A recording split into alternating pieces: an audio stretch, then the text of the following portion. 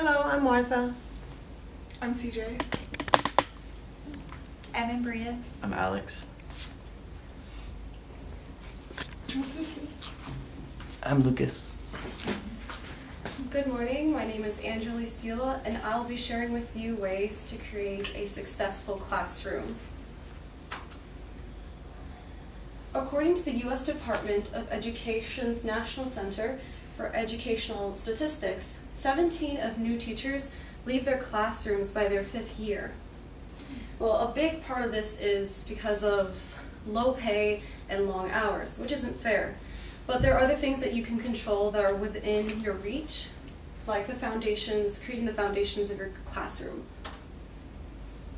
These foundations include establishing a positive environment, making a relationship with your students, connecting with your administrators, and having flexibility in your teaching.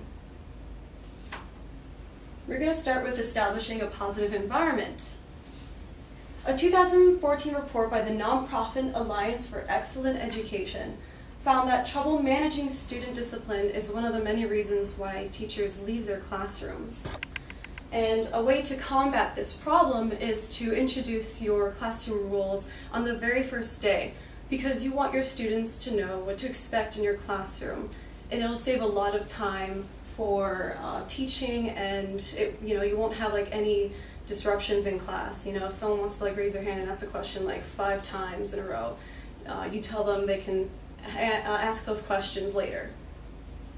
And students can also create their own rules. So this gives them their time to talk to their other friends and create a relationship with the class, have an open discussion. This will open your students up more. And also you gotta be confident, because if you're not confident, your students will question you and they won't be interested in what you're doing. And also, I think this is really important to design your classroom, because when your students enter the classroom, you want them to feel like this is a place of learning, of creativity. So you can put up posters, you can make crafts, just be creative. You want your students to feel welcomed. Next, how to create relationships with your students. In an article named Building Relationships with Students, Christy Lynch states, "In schools, relationships are treated as luxuries. Relationship is a necessity for learning." So what you want to do with your students is that you want to individualize with each one of them. You want to get to know your students, ask them about their interests and their background. You also want to gain their trust, so let them know that you're there to help them. You're not there to judge them. Go the extra mile and contact their families. See if you can find more about your students through their parents, their mothers and fathers.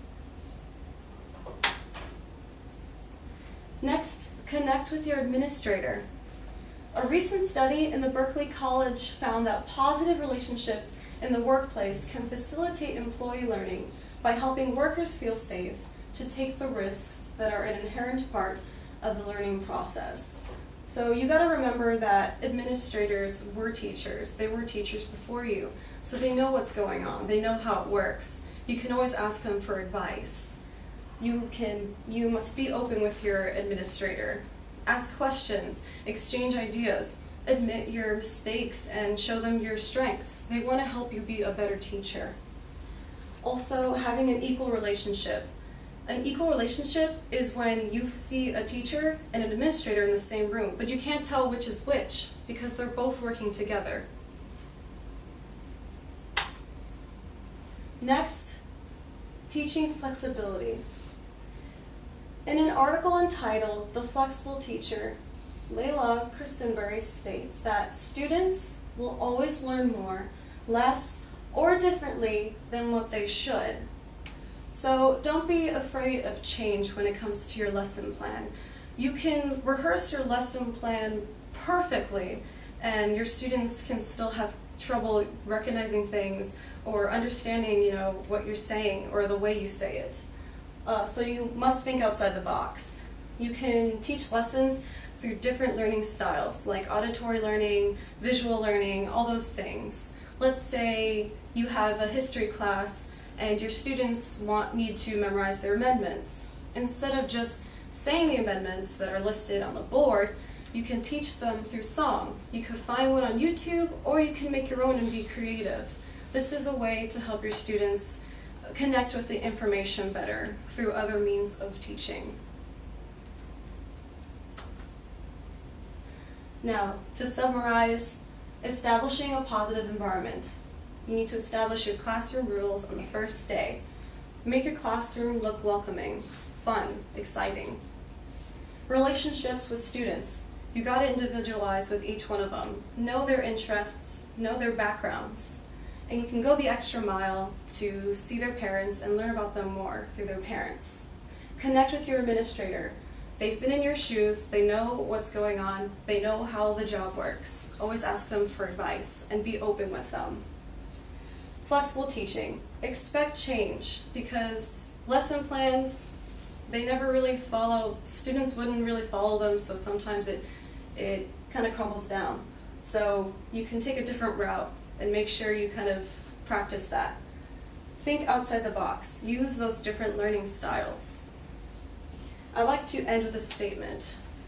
You can always study through books, you can always study through going to your classes and learning how to be a teacher, but you can only truly prepare if you teach in the actual real world. Thank you.